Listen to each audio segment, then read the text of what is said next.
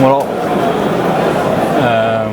du coup, est-ce que vous avez déjà sculpté dans oui et non? Donc c'est cool. Alors, moi je suis venu ici avec l'idée d'avoir comme but de vous motiver à vous lancer. Et voilà, et à oser passer le cap, quoi. Donc du coup, sculpter une figurine en entier, donc à partir d'une armature, etc. Il y a d'excellents tutos sur le net pour fabriquer son armature, notamment un de Gauthier Giraud sur son site web. Donc je vous invite à regarder ça si ça vous intéresse. Ce qui va être super dur en fait quand on sculpte une figurine en entier, c'est qu'il faut quand même avoir des connaissances anatomiques de base, même pour un monstre qui va être un peu déformé. Et ça en 1 heure, on n'aura pas le temps. Du coup, je me suis dit ce qu'on pouvait faire, c'est comment rajouter des petits détails sympas à des figurines. J'ai pris un exemple d'un elfe là, que j'ai converti, donc lui je lui ai rajouté, je lui ai changé la position des bras, donc le plus simple c'était carrément de resculpter les bras en repositionnant mes mains comme je voulais. Et j'ai rajouté une tresse, voilà, un petit truc mais qui claque un peu quoi.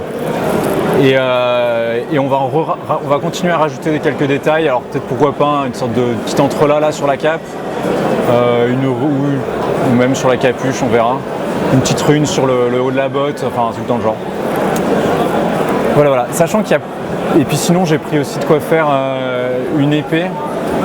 Alors une épée en... Ça fait une belle épée de 32 mm, enfin de tout ça c'est 30 mm, c'est du Games. Il change d'échelle tout le temps mais celle-ci elle est en 30. Et donc bon, ça fait de quoi faire une belle épée. On pourrait la faire plus petite mais comme j'avais envie de faire un peu des entrelacs au centre, fallait pas que je fasse un truc trop fin quoi. Donc j'ai appris un peu d'avance. Bon alors déjà j'ai la poignée que j'ai sculpté séparément, mais du coup là j'ai un tranchant. Là je ne l'ai pas fait exprès pour le faire ensemble. Donc on va commencer par ça. Donc pour sculpter un tranchant, donc déjà je l'ai tracé au crayon papier sur la pâte. C'est l'avantage de la sculpture, c'est qu'on peut vraiment se faire des repères, des marques. J'imagine qu'en peinture, si on commence à mettre du crayon papier partout, ça fout mal. Et donc là, du coup, je vais garder un plat sur ma partie centrale de la lame et je vais venir donc rattraper ma ligne médiane là avec un biseau que je vais essayer de faire mourir sur cette ligne crayon papier quoi. Donc voilà, du coup je vais virer la poignée parce qu'elle va me faire chier. Du coup alors pour ça il y a plusieurs techniques, mais plus la technique est précise en fait plus elle va être lente. Donc après là comme j'ai pas envie d'y passer 2 heures, j'y vais directement au scalpel. On pourrait sinon y aller à la lime ou même au papier à poncer, enfin papier de verre quoi. Ça marche super bien, on peut faire vraiment des trucs chiadés, typiquement la poignée là. Alors, on voit que dalle à la caméra j'imagine. Je vais essayer de la montrer comme ça. Ça je l'ai ébauché au couteau, enfin au scalpel, puis ensuite j'ai fini au papier de verre pour vraiment avoir le petit arrondi quoi. Pour les arrondis c'est génial le papier de verre. On peut le plier un peu, je vais vous montrer quand même. Donc si j'arrive à en sortir un bout, j'en prends un bout et puis je le plie un peu comme ça, je lui donne une forme arrondie et je vais venir poncer comme ça et ça me permet de poncer avec un arrondi. Je peux le plier vraiment plus fort en fonction de l'arrondi que je veux donner. Et là c'est vraiment, on peut être super précis là-dessus quoi. Enfin si je voulais, on reprendra peut-être la poignée tout à l'heure avec ça. Donc bref, je découpe. Alors pareil, c'est important d'avoir des super lames de scalpel. Faut pas hésiter à prendre des lames neuves de temps en temps. Sachant que moi j'en ai toujours 2, parce qu'il y en a un qui a une lame pourrie, ça sert aussi d'avoir une lame pourrie, on va le voir là juste après cette étape-là. Donc ça vaut le coup d'avoir une lame pourrie, d'avoir une bonne lame aussi. Donc voilà, j'ai ma bonne lame. T'as affûté tes lames à la lime? À la lime, je pense que ça marcherait pas des masses. Au papier de verre, je pense que ça permettrait peut-être d'être plus... Donc si je pourrais, j'ai jamais pris le temps de le faire. Ça marche bien si elle commence un peu... Ouais, il faudrait ça que... la sauve pas 1000 ans. Hein. Ouais, voilà, faudrait que j'essaye, mais pour le moment, j'en prends des neuves. Ça dépend de... Donc là, du coup, je vais venir... Alors, souvent, moi, le plus dur pour moi, c'est de vraiment de suivre ma ligne médiane. Donc, je vais plutôt, moi, regarder la ligne médiane. Ah, ouais, en fait, on voit rien. Hein. Il n'y a plus de son, c'est peut-être ça qui s'est... Allô? Je sens me couper le nez. Je vais essayer de parler plus fort. Du coup, je regarde bien ma ligne médiane et je vais venir donc sur le... Enfin, je vais faire la pointe de la lame qui est en courbe en dernier parce que c'est plus dur forcément. Et donc là, je vais venir vraiment enlever des copeaux. Alors, il ne faut pas avoir peur d'y aller, hein. Au moins au début. Et après la lame, je vais la travailler vraiment vers la lame, enfin vers la pointe, parce que c'est plus facile de ce sens-là. Je pense que de ce sens-là, je le ferai à l'inverse. Hop. Et juste donc j'hésite pas à poser les doigts sur mon objet, hein. Au moins j'ai pas de peinture à enlever, donc je suis peinard. Et vraiment juste à la pointe de la lame, je vais changer de sens. Alors ça je le faisais parce que c'est plus pratique dans ce sens-là. Pour moi, j'ai l'impression qu'elle a plus de batterie. Hein. Non ? Bref. Mais si jamais je vais dans vraiment ce sens-là, sur la pointe de la lame, je vais casser ma pointe de la lame. En fait, elle va être trop... je vais tirer dessus avec le scalpel à moins d'avoir une lame vraiment nickel. Et du coup, je vais le faire à l'inverse. Alors là, je regarde bien ma ligne médiane. Et voilà, bon alors là, j'ai déjà quasiment mon tranchant qui est fait là. Il m'en manque un tout petit peu par là. Voilà. Donc je fais le deuxième côté. Je vais pas forcément faire un truc nickel aujourd'hui, mais l'idée c'est de voir aussi la suite. Donc là je galère un peu plus.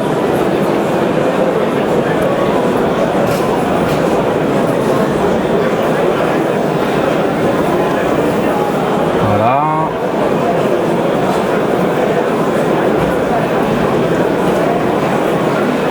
Donc ça peut paraître minutieux, et ça l'est un peu,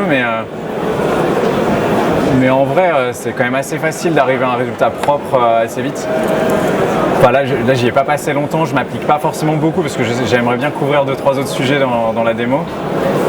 Mais bon voilà. Voilà, du coup j'ai déjà un tranchant qui commence à ressembler à quelque chose, et là c'est là où je prends ma lame dégueulasse.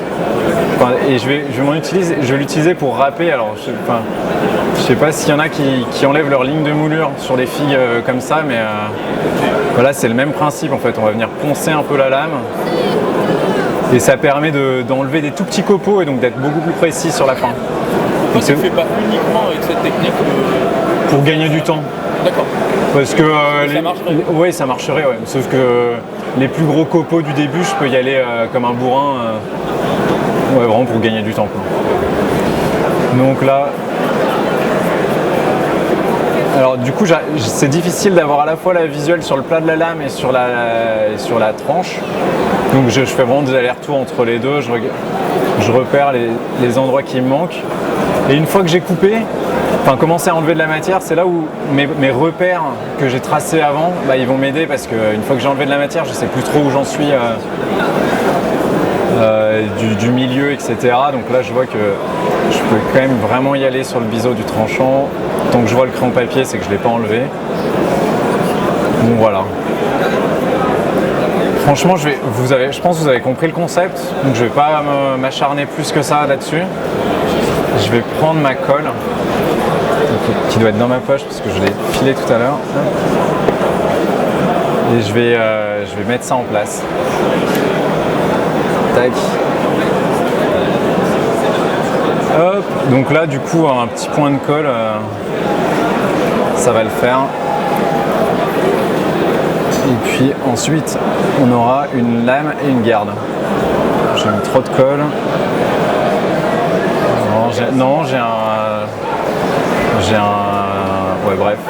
J'ai un mouchoir qui m'aide à enlever le surplus. Voilà.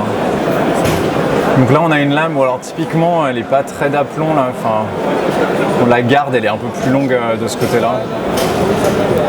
Donc là c'est le moment de prendre par exemple un papier de verre et de venir, je viens la frotter, voilà, et puis, bref. Tu peux regarder un peu la télé, savoir si ça s'intéresse. Ouais, ok, merci. Là, je suis centré là. Je vais même. Voilà. Donc là, je viens prendre un papier de verre, je viens le frotter et je vais raboter. Alors, vraiment, ça c'est dixième par dixième de millimètre, hein, jusqu'à ce que j'ai un truc qui à l'œil soit de la même longueur, quoi. C'est quel grain de papier de verre là? Je sais pas, ça doit être du. Non, j'en sais rien. C'est un truc assez fin quand même. Enfin, c'est vraiment le plus fin que je peux trouver. Celui-là, c'est pas encore le plus fin. J'en ai un plus fin. J'en ai un plus fin encore là, mais. 400, Mais ça suffit. Ça suffit clairement pour déjà bien ébaucher, quoi. 400, Bon voilà, grosso modo là j'ai un peu de surplus de colle que je vais enlever au cutter. Ça va me gêner. 400. Voilà. Plus neuf que Et ouais, alors j'ai aussi prévu de vous montrer ça. il y a un surplus de colle de l'autre côté, je crois. Non, c'est le manche en fait qu'on voit par transparent. Enfin, je suis allé quasiment, je suis allé raboter mon truc quasiment à la largeur à l'épaisseur du manche. Là en fait j'ai une ébauche en fait de lame. Ça pourra devenir une épée plus tard. Donc on voit que j'ai mis une bonne épaisseur, j'ai mis du milliput, là je l'ai déjà relimé ici, avec une grande lime plate, comme ça permet d'avoir une surface bien plate. Et je suis allé, on voit quasiment la garde par transparence. Enfin en fait c'est pas par transparence, c'est que je suis allé limer jusqu'à la garde. Ça me permet d'avoir une bonne épaisseur de lame, là c'est 1 mm. Et ça je vais venir le retailler comme ça. En fait, sauf que là j'ai déjà prévu de la masse pour la garde. Il faut toujours prévoir plus gros.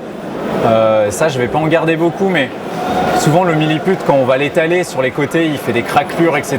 Et donc ça, je vais être sûr de pouvoir le virer sans que ça vienne me gêner ensuite sur la partie que je vais vraiment travailler. Tu l'as parti avec des cales pour que ça fasse l'épaisseur constante? Même pas, parce qu'en vrai, je le relime derrière. Et c'est en limant que ça me fait un truc plat. D'accord. Avec des grandes limes, j'en ai une plus tard, je pourrais vous montrer. Enfin, j'en ai emmené une avec moi. Et donc du coup la garde c'est super pratique parce que là je vais le faire. Donc, j'ai une petite perceuse à main, donc là il n'y a pas de mèche, mais je peux mettre ça dessus. Et là ça me fait une prise un peu plus. Alors bref, ça va pas être très pratique sur celle-ci parce que j'arrive pas à l'enfoncer assez loin, mais enfin bref, du coup je vais pas l'utiliser, mais en tout cas ça peut permettre d'avoir une petite prise dessus, quoi. Sur celle-ci ça aurait été pratique. Bref. J'en arrive à comment on fait un peu des détails, des arabesques, etc. Alors là je vais vous faire le boulot alors c'est un mélange de super sculpté et de biscuiti, mais parce que j'aime bien la biscuiti, elle colle un peu plus. Et donc du coup elle coûte plus cher, donc je la mélange avec de la sculpée qui en vrai suffit pour faire le taf. Mais bon, j'aime bien la biscuiti, j'en ai chez moi, donc je l'utilise, quoi. Bref, je vais pas aller plus loin. Et donc là, on va peut-être commencer par faire une petite gemme au niveau de la poignée, c'est toujours classe. Et donc ça va être vraiment, je vais utiliser des quantités infimes de pâte. Mais là, si jamais j'y vais direct, j'ai peur que ça accroche pas des masses. Alors je vais essayer, hein.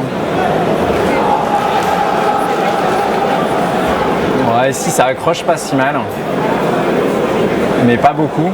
Donc, mais pour comme mon but c'est de vous donner des trucs et astuces, je vais vous donner un truc et astuce. Donc ça c'est de la vaseline de sculpteur, elle vient de Green Stuff World. À mon avis de la vaseline tout court ça ferait le taf. Maintenant moi on m'avait conseillé d'acheter ça, j'ai acheté ça et je sais pas ce qu'elle a de différent. Je sais vraiment pas ce qu'elle a de différent, mais bon comme j'en utilise, je dois avoir ce pot depuis 1 an, j'en suis loin du compte, donc autant j'ai ça, quoi.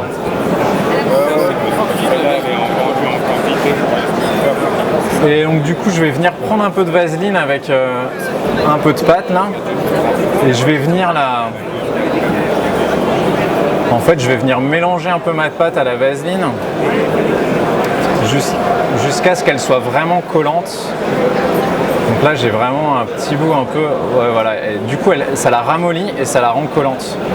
Et donc ensuite je vais venir la barbouiller là. Hop. Alors on pourrait le faire aussi avec du white spirit. Le white spirit ça la dissout aussi. Vous faites une petite tambouille de white spirit, ça fait une sorte de gelée dégueulasse là. Et vous venez l'appliquer sur la pièce. Là sur du Alors ça marche bien sur de la résine, sur du milliput, sur tout ce qui va passer au four derrière. Parce qu'en fait ça, je vais venir le cuire derrière à 130 degrés ma pâte pour qu'elle durcisse. A priori la résine, alors faites des tests, si jamais vous achetez une super figue à 60 balles, faites des tests sur des bouts de grappe avant. Mais normalement la résine elle passe à 130, il n'y a pas de souci. Le Plastic Games par contre, enfin le plastique de manière générale, lui ne passe pas à 130, donc c'est pour ça que tout à l'heure on fera des trucs en milliput. Il passe pas à 60, non, il passe pas au four du tout quoi. Donc je ferai des trucs en milliput derrière avec ça. Donc là du coup j'ai fait ma sorte de tambouille, là, ma barbotine, mon truc très gluant. Et maintenant je vais pouvoir revenir travailler avec des vraies pâtes. Donc du coup j'ai toujours une petite palette en bois pour utiliser ma pâte. Alors au début j'avais une palette en métal et je suis vraiment en fait c'est du bois qu'il faut. Le bois il a juste suffisamment de grains pour accrocher la pâte et pour faire que quand vous l'étalez elle va pas rester collée sur le bois. Elle va vraiment être et pareil pour étaler la pâte, j'étale avec un morceau de bois sur un morceau de bois pour faire des rouleaux. Super important ça. Donc je repars là-dessus. Donc là du coup je peux faire une petite boule avec mon rondin. Et là franchement on n'est pas si mal. Donc du coup on va faire une gemme de cette taille là. Donc l'idée c'est vraiment quand on fait une gemme c'est d'avoir un volume de pâte qui va faire la gemme. Faut pas essayer de commencer à aller venir en rajouter derrière ou en enlever derrière. C'est toujours plus simple d'en enlever, mais ça va être un peu galère quoi. Donc hop, une gemme. Donc a priori j'ai roulé une boule avant, donc ça avait une forme vaguement de boule. Mais forcément en la posant dessus ça va un peu l'aplatir. Alors après je viens la pousser tranquillement. Du coup l'intérêt de ta barbotine c'est vraiment de donner une accroche. Voilà, l'intérêt c'est que là du coup tu vois je peux pousser dessus. Okay. Enfin, je peux pousser dessus et en fait elle accroche tout de suite. C'est-à-dire que la sculpée ou la biscuitier elles adhèrent très bien à elles-mêmes avant cuisson. Après cuisson on tombe sur le même concept que là. Donc, mais avant cuisson elles adhèrent très bien à elles-mêmes. Donc en fait le coup de la barbotine ça permet d'avoir une surface qui accroche tout de suite la pâte. Donc je vais poser la pâte, elle accroche tout de suite et c'est tout bon quoi. Donc là ouais, ils vendent aussi ça avec la sculpée. J'ai jamais essayé, mais à mon avis, c'est un peu pareil. C'est un solvant quelconque de la sculpée. Donc, la vaseline marche bien, le white spirit marche bien. Il faut un solvant de sculpée, quoi. Et je pense que ça marche. Ouais, je crois que le truc sculpé, c'est de la sculpée liquide carrément. Donc, en fait, c'est déjà dissous dans le solvant. Donc, en fait, on l'étale et. Comme ça, ouais, ça fait un peu de la barbotine. Mais si tu veux pas gérer deux stocks de pâtes différents, tu rajoutes ton white spirit. Bon, après, le white spirit, ça pue un peu. Donc, bref. J'essaie d'en utiliser pas trop moi, mais c'est pour ça que je préfère la vaseline. Donc voilà, donc là je viens bien l'aplatir. Bon, sachant que quand on est sur du petite échelle comme ça, franchement, même si c'est pas purement sphérique, une fois une couche de peinture mise, à mon avis, on voit pas la différence. Alors ouais, aussi d'habitude, moi il faudrait un truc pour me soutenir les mains. J'ai pas l'habitude de bosser avec les mains en l'air. Je les pose sur la table, mais là je serais plus dans le champ. Donc voilà, donc là bon, bref, on a une gemme qui est à peu près définie. On peut pinailler tout ce qu'on veut, mais en fait le moins on y touche et le plus elle va rester sphérique. Donc dans l'ensemble, il faut mieux quand même pas trop la toucher. J'ai quand même étalé les bords, c'est ce que j'ai fait. Parce que c'est vrai que comme je pose une sphère, bah forcément il y a des creux en dessous. Donc je suis obligé de venir étaler les bords pour faire quelque chose. Si on a juste ça, on a une gemme, on a une lame, on a une garde, c'est pas mal. Ce qui va manquer, c'est vraiment la définition qui va faire qu'on passe de la gemme à la garde, etc. Et là, il n'y a rien de mieux que rajouter un petit élément comme si un petit sertissage autour. Donc petit sertissage, ça va être un petit fil de pâte, donc vraiment minuscule. Donc ça c'est pareil, c'est pas compliqué, c'est juste super minutieux. Donc je prends un bout de pâte, j'ai pas besoin de beaucoup puisque ça va être tout petit. Donc toujours du bois pour étaler, sinon après j'ai un truc qui est écrasé. Voilà, et là je viens, voilà, du coup j'ai écrasé le truc. C'est ça qui est cool. Voilà, et là on vient étaler, alors difficile à la caméra de rendre la force, mais je le caresse quoi. Enfin, donc si jamais il faut prendre appui, ce qui est pas mal, c'est on a un bord du carré là qui est en contact. Ça permet en plus d'être bien plat, parce que du coup on garde une planité et on vient et voilà, appuyer de l'autre. Donc là j'ai un petit fil, je vais essayer de le montrer dans le champ là. Voilà. C'est vraiment minuscule, mais le seul risque c'est de l'écraser maintenant quoi. Enfin, donc il n'y a pas de. Et si on l'écrase, je l'ai fait en 10 secondes, donc c'est pas très. Alors là je vais essayer de venir couper la longueur qu'il me faut pour faire le tour. Alors c'est pareil, c'est l'habitude ça. Au début, il vaut mieux toujours partir un peu plus long et recouper ensuite sur la pièce que plus court où ça fait 2 raccords à gérer, quoi. Donc là, par habitude, je vais me dire que je vais couper un peu là. Donc comme c'est l'effet démo, j'ai pas envie de me faire avoir et j'ai pris un peu plus long. Et là, je vais venir le prendre avec un pinceau gomme. Alors, quand je suis avec le milliputch, je le prends plutôt avec un pinceau tout court que je mouille un peu. Là, un pinceau gomme, ça marche pas mal. Pareil, je peux le humecter un peu avec de la salive ou de l'eau là. L'eau, elle va pas spécialement coller à ça, alors qu'au milliputch, ça adhère, mais ça va permettre de mettre un peu de force capillaire sur le pinceau. En fait, grosso modo, l'eau, elle va coller un peu quoi. Donc voilà, je le prends. Alors faut que il colle souvent un peu au niveau du bois, il colle toujours l'endroit où j'ai coupé parce que je l'ai appuyé dessus. Donc là, il est tombé. Donc du coup, pour le coller au pinceau, putain. Ok, de l'eau. Voilà. Alors plus il a de surface en contact avec le pinceau gomme, plus il adhère. Donc voilà, donc là je l'ai mis carrément en contact.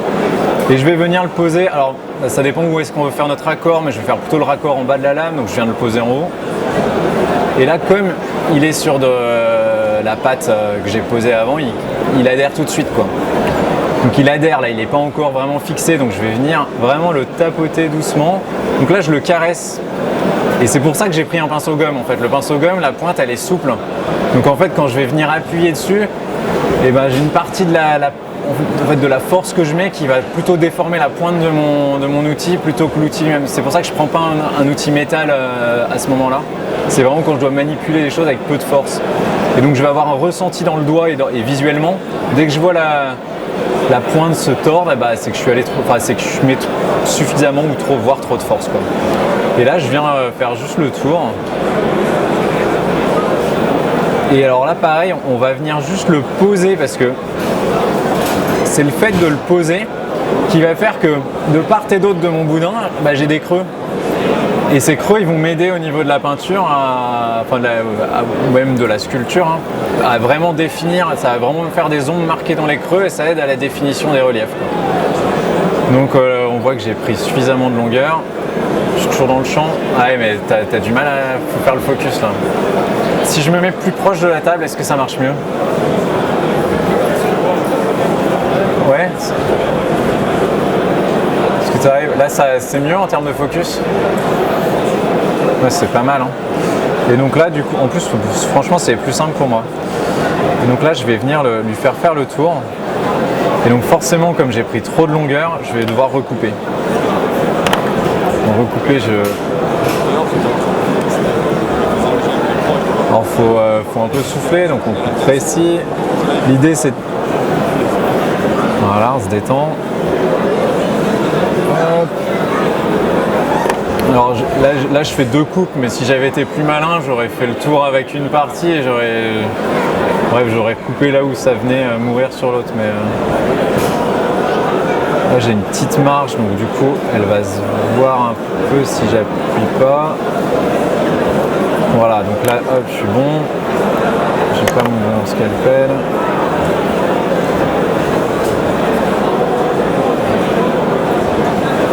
Voilà, là je l'ai entaillé, il n'est pas venu avec, mais je vais venir le pousser. Voilà. Et du coup il me reste, c'est là où en fait des lunettes, une loupe ça pourrait m'aider, mais Et là il reste juste à refaire le raccord et donc là on va caresser mes deux boudins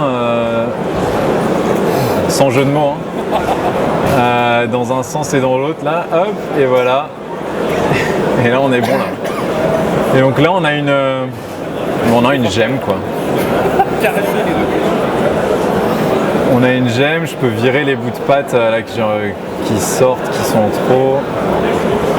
Sachant que ça on peut aussi bien le virer après cuisson avec un scalpel, c'est peut-être même plus. La sculpée elle va rester beaucoup moins dure qu'une millipute. Donc en fait si on a une base millipute dessous, on peut vraiment venir retravailler après cuisson. On va vraiment attaquer la sculpée avant d'attaquer le millipute et donc ça peut être une façon de venir redéfinir des contours bien nets. Voilà. Donc là on a une gemme et là juste en termes de timing, je vais voir quelle heure il est. Donc on est à mi-temps. Du coup je vais peut-être pas faire l'auto-côté parce que ça va vous lourder et vous auriez raison. Et je vais continuer. On va essayer de. Alors j'avais prévu de faire toute une série de runes sur cette lame. Je vais peut-être pas en faire autant, mais on va en faire une. Donc je reprends mon espèce de mélange de tout à l'heure. Je vais venir étaler un peu plus haut. Voilà. Donc là, du coup, j'ai une accroche. Et on va faire une rune. Je vais pas me prendre la tête, je vais faire un truc qui est présent là-dessus. Non, je vais faire une rune à la con de Games parce que j'ai pas envie de réfléchir à ce que j'allais faire. Le fil là que j'ai fait tout à l'heure, il est peut-être un peu fin, donc je vais en reprendre un. Là, l'idée, ça va être de faire un truc que je vais venir aplatir après pour avoir quelque chose plutôt de plat. Les runes, on peut aussi venir les creuser dans du milliput. Alors ça, c'est vrai. Enfin, moi, je trouve ça même plus classe, mais sur du petite échelle comme ça rend moins bien. Mais sur du plus grand, moi, je préfère venir creuser et faire des trucs en creux. Je trouve que ça rend mieux, quoi. Et ça, pour faire des trucs en creux, pareil, un dessin en crayon papier, on peut venir le marquer avec une aiguille. Ça, c'est une aiguille à coudre que j'ai tordue, mais c'est pas mal de marquer. Ensuite, on peut venir aussi couper de chaque côté avec un scalpel. Ça, c'est pas facile à faire. Vaut mieux se prévoir de la marge dans ces cas-là, pas venir couper juste aussi large que ce qu'on aimerait, plutôt faire l'ébauche du trajet. Parce que c'est facile de ripper avec un scalpel. Et après, moi, ce que j'aime bien, c'est j'ai des outils un peu comme ça. Donc ça, c'est des tiges de laiton que je viens limer. J'en ai plusieurs formes. Et là, celui-là, il est arrondi haut parce que la dernière fois que j'avais besoin de creuser un truc, c'était plutôt quelque chose de arrondi. Si je veux creuser un truc en biseau, bien pointu, je vais venir le limer pour le faire une pointe. Et je vais me servir de ces outils comme des gouges, quoi. Mais des gouges que je fabrique moi-même et qui du coup sont à la forme que je veux.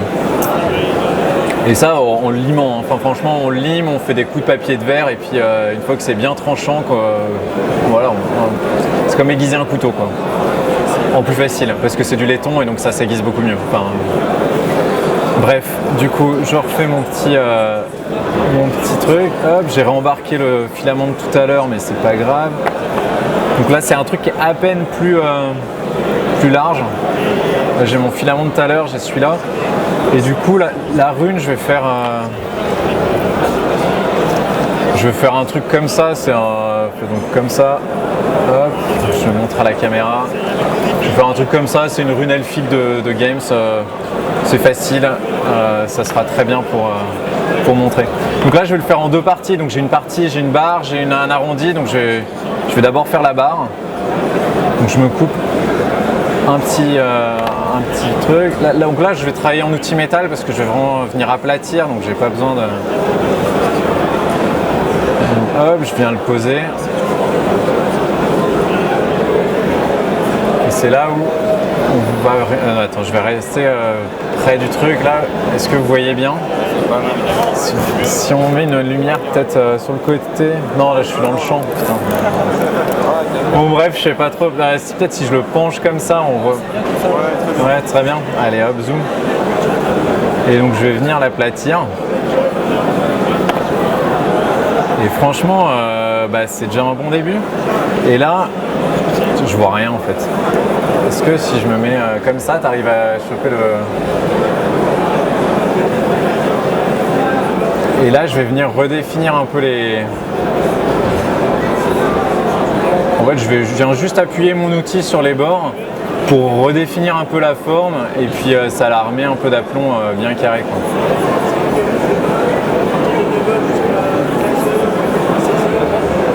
Voilà. On tapote doucement. Ok. Ok, bon bah ça c'est pas mal. On va prendre un autre bout maintenant. Alors l'autre bout par contre je vais d'abord le mettre en forme, donc je prends du coup de nouveau mon outil qui est souple. Voilà. Je vais venir le poser là où j'ai besoin qu'il soit posé. Donc au début. Et là je vais venir le souder là où il est bon. Et ensuite, avec le filament un peu en l'air, je vais lui donner sa forme. Voilà. Voilà. Ça va.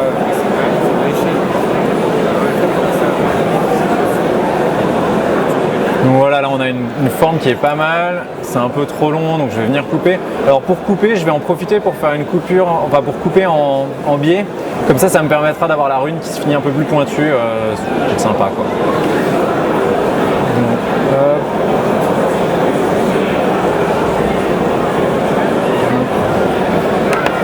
et du coup j'ai plein de petits bouts de pâte, mais c'est des bouts ridicules qui restent, donc au bout d'un moment je finis par je les réutilise pas forcément tout le temps parce qu'ils finissent par s'encrasser. Il y a des bouts de poils, de cheveux, de tissus, de trucs qui viennent faire un... Mais bon là du coup j'ai quasiment ma rune, hein, donc j'ai juste à appuyer un peu. Hop.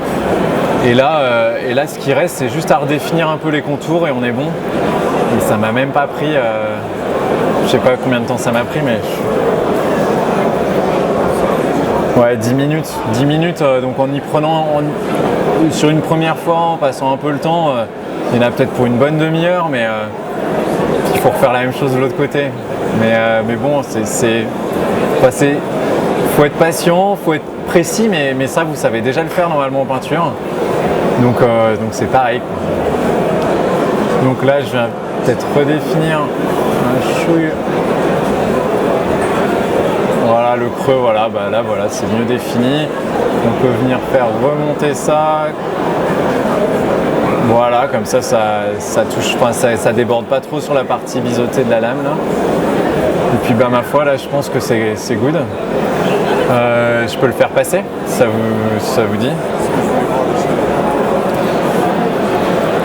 Et voilà.